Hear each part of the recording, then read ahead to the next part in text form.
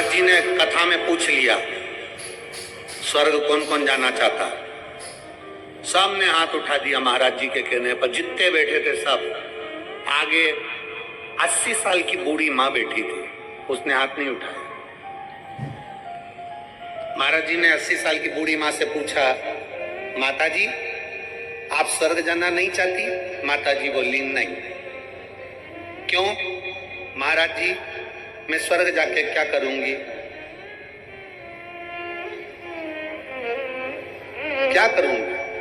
अगर मेरी ये पड़ोसन सुधर जाए ना तो मेरा मोहल्ला वैसे स्वर्ग हो जाए। स्वर्ग हमारे नजदीक में, स्वर्ग हमारे घर में, स्वर्ग हमारे परिवार में, स्वर्ग हमारे अपने कुल के अंदर, अपने घर के अंदर, अपने परिवार में स्वर्ग समाया हुआ है। बस मीठी वाणी से स्वर्ग है, मीठे शब्दों से स्वर्ग है।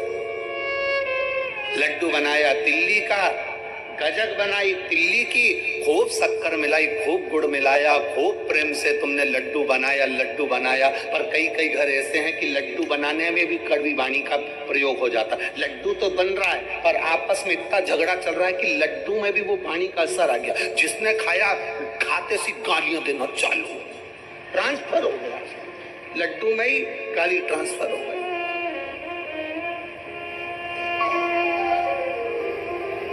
ये विचारों से होता है। एक राजा को रात भर नींद नहीं आती थी, बड़ा बेचैन रहता था, बड़ा बेचैन।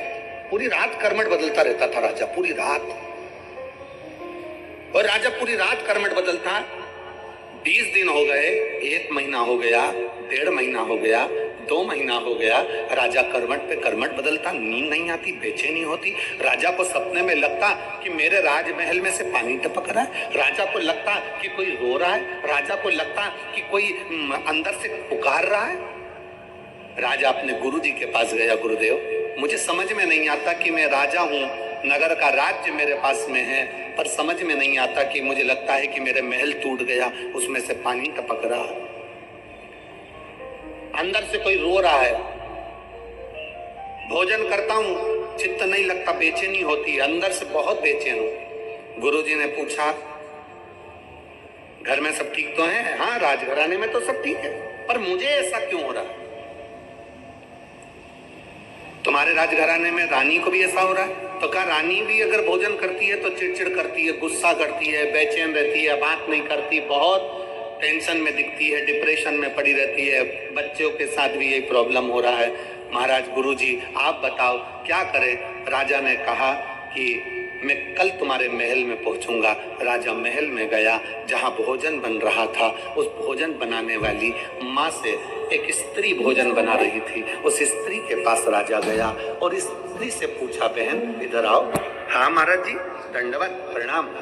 महाराज ने पूछा, ब्राह्मण देवता ने, गुरुजी ने पूछा स्त्री से, तुम्हारा घर कैसा है? अरे महाराज पूछो मत, बारिश आ रही है ना, बारिश में इतना टेंशन है मुझको, मेरे घर में जगह जगह से पानी टपकता रहता है, बर्तन लगा लगा कर आती हूँ, बच्चे बिलखते रहते हैं, रात भर मुझे नींद नहीं आती, मैं बेचैन रहती हूँ, अपने आप को बहुत कोसती हूँ कि कहाँ का जन्म ले लिया, परिवार भी मेरा ऐसे रोते रोते निकल रहा है।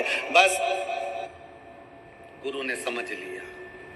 गुरुजी ने राजा से कहा, एक काम करो, इस भोजन बनाने वाली का मकान बनवाओ, इस भोजन बनाने वाली का मकान बनवाओ, इस भोजन बनाने वाली के लिए व्यवस्था अच्छी कर दो, फिर देखते हैं क्या होता है। भोजन बनाने वाली का मकान बन गया, व्यवस्था अच्छी हो गई, बच्चों को कपड़े मिल गए, आभूषण मिल गए, भोजन मिल गया। अब भोजन बनाने वाली ने जब भोजन बनाना प्रारंभ करा, राजा उस दिन से खुश रहने लगा, रानी उस दिन से खुश रहने लगी। बड़े दोनों आपस में बैठते बातचीत करते, बड़े प्रसन्न दिखते, चेहरे पर रौनक आ गई, रंगत आ गई, डिप्रेशन समाप्त, नींद जो चिड़चिड़ापन था वो समाप्त हो गया, जो पूरी रात की नींद चली गई थी वो अच्छी से नींद आने लगी। गुरुजी से पूछा, गुरुदेव ऐसा क्या हुआ? हमने तो केवल भोजन बनाने वाली का मकान बनवाया, हमने तो केवल भोजन बनाने वाली का बच्चों के लिए व्यवस्था करी और हमारे को बेचैनी मिट गई।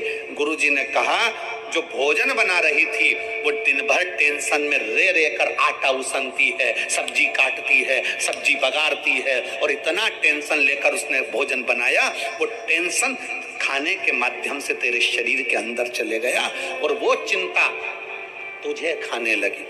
वो सुखी हो गई, तू सुखी हो गया। हमारा घर हमारा स्वर्ग है, घर में बहू भोजन बनाने वाली, घर में काम करने वाला व्यक्ति, घर में रहने वाला व्यक्ति, हमें अपना घर ऐसा नहीं बनाना कि झाड़ू लगाने वाली आई वो पूरे मोहल्ले का टेंशन हमारे घर में छोड़कर चली गई, बर्तन वाली आई वो पूरे मोहल्ले का टेंशन हमारे घर में छोड़कर चली गई, वो सब्जी भोजन बनाने वाले आया हमारे घर में पूरा टेंशन देकर चले गया। भोजन बनाने वाले से भी बात करो तो ऐसी बात करना भैया प्रसन्न चित्त में भोजन बनाना, मुसद्दी लाल जैसे नहीं। आंख में से आंसू झड़ रहा है, चेहरा उतरा पड़ा है और आटा उसन रही है और अंदर से अपने आप को कोस रही है और वही रोटी किसी ने खाई है और उसका चित्त नहीं लग रहा। इसलिए शिव महापुराण की कथा कहती है घर की बहू, घर की बेटी, घर की माता, घर में रहने वाली जितनी माताएं, तुम्हारे घर में बर्तन मांजने वाले 50 आए, तुम्हारे घर में झाड़ू लगाने वाले 50 आए, तुम्हारे घर में काम करने वाले 50 आए, और जब आटा उसना जाए, जब रोटी बनाई जाए तो घर की माँ, घर की बेटी, घर की बहू उसको प्रसन्न चित्त में बनाए तो रोटी खाने वाले अपने आप खाएंगे तो घर से क्लेश समाप्त हो जाएगा, चिड़चिड़पन समाप्त हो जाएगा, डिप्रेशन समाप्त हो जाएगा।